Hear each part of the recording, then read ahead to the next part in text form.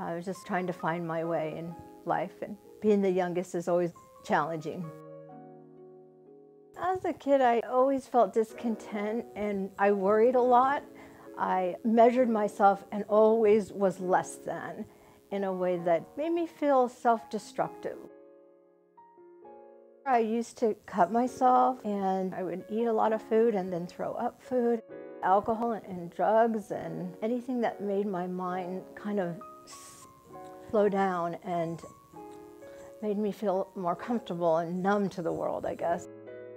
Negative attention was attention, so I felt like that wasn't bad. And I did a lot of things for negative attention because I obviously didn't find that I was good in school, or I just didn't know how to get attention in a more positive way.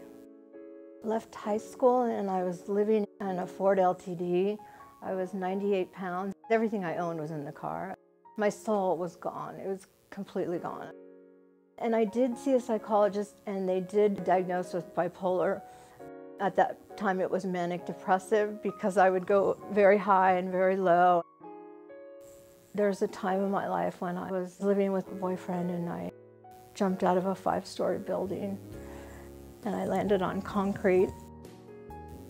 I broke my back in 3 places. I ruptured my spleen and I shattered my heel, and I think that was a real turning point for me. 3 stories and above, they say you don't survive, and I was on the 5th-story building and I lived, and when I woke up my father was standing by my bed and he was crying, and it was like I felt the ultimate love, that I am loved. And I really should start to hug myself more. And it was the first time I really felt love, a real deep love, and I was going to be okay.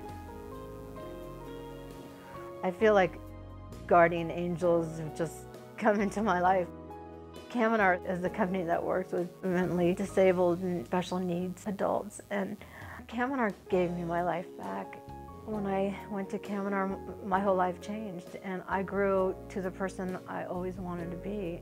Because when I looked at the people at Kaminar and the help that they gave me, they didn't treat me as somebody that was bad or not good enough. They treated me like a partner, and I can't say enough about how much they've done for me.